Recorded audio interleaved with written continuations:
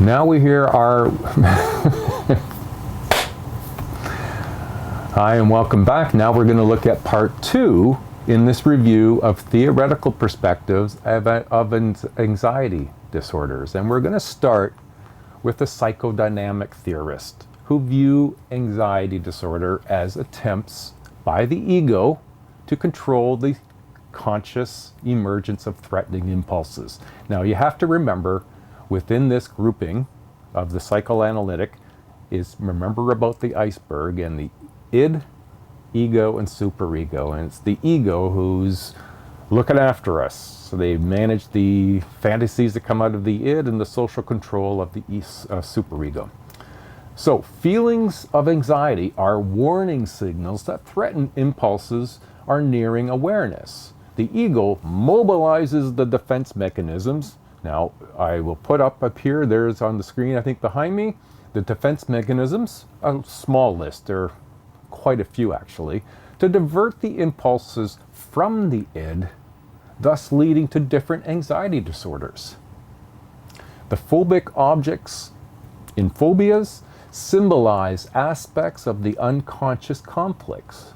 Now, this psychodynamic model, it's difficult to test, as unconscious impulses are, well, to date, difficult to determine the existence of. So we really can't put a lot of our support behind that.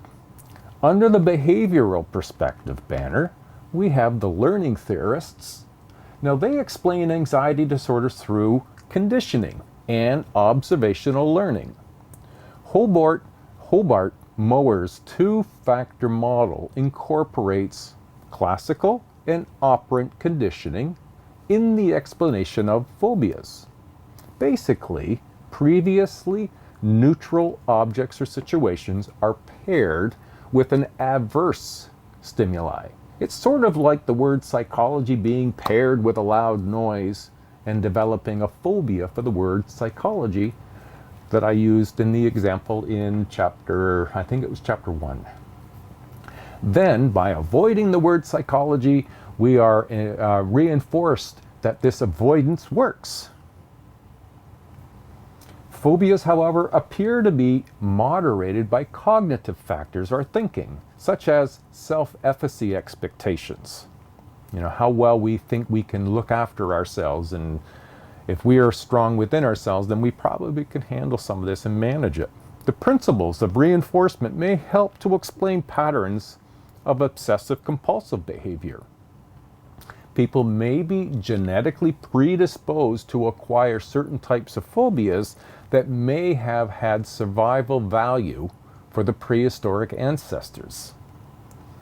Cognitive factors may also play a role in anxiety disorders, such as the over-predictions of fear, irrational beliefs, self-efficacy expectations, self-defeating thoughts, and attributions for panic attacks. Now, this is where the cognitive perspective comes in. Now, I say again, cognitive is our thinking process, how we think. They focus on the dysfunctional patterns that we may have in our thinking that may set the stage for anxiety disorders.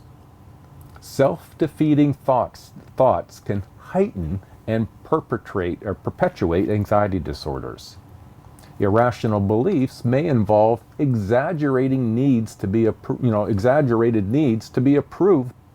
of by everyone that one meets, and to avoid any situation in which negative appraisal from others might arise. Well, that's unlikely to be able to accomplish. The cognitive perspective also considers the effect of the role of oversensitivity to threat, or being particularly anxiety sensitive, or to the misattribution of panic sensations.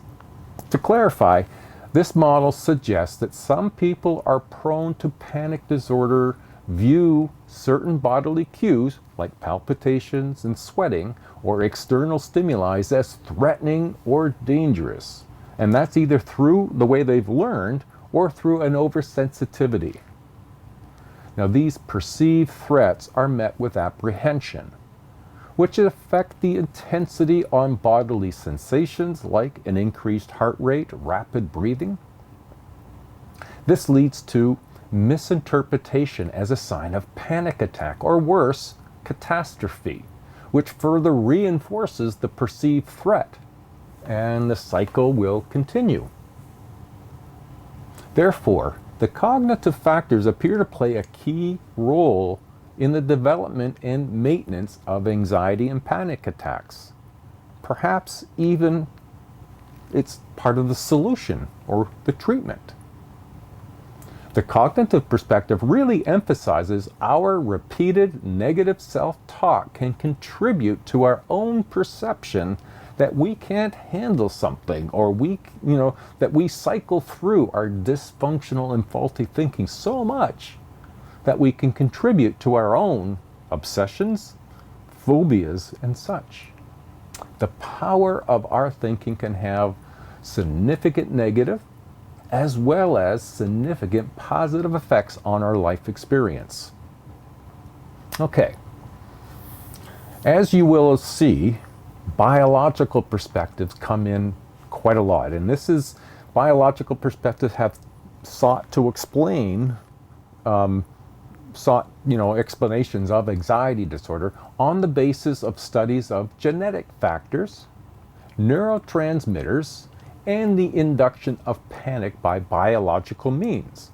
Now, for the genetic part, much is being made of the role of heredity, the genetic or gene contribution to susceptibility to anxiety-based issues. Now, this, along with environmental issues, is something that we're going to find is reoccurring in many of our future chapters.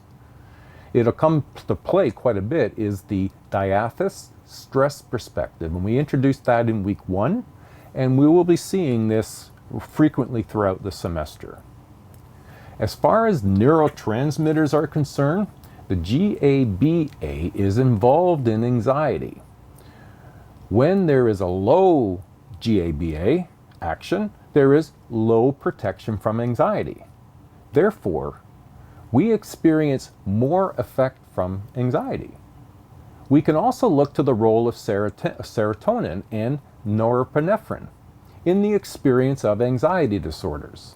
The biological role in both panic disorder and OCD is getting a very close look, and in particular, the neural network function or the lack of neural network functionality. All right, just to tie this bit together, not all people who experience traumatic events will develop related phobias or anxiety reactions. Some people may inherit a genetic predisposition, that's the diathesis of the diathesis stress model, that make them respond with greater negative arousal or make them more likely to panic in response to changes in bodily sensations. Anxiety disorders can develop from the complex interaction of environmental, psychological, and physiological factors. These factors can include behavioral, social, environmental, biological, and emotional and cognitive factors. I'm really hopeful that what we're getting to start to be introduced to, that one, it's not easy to diagnose. It's more complex than just simply check marking off a checklist. And there are many ways for many different reasons by which these occur in people, and therefore how we will support people. All right, so that's the end of part 2, and we'll start part 3 in the next video. Thank you, everyone. See you in part 3.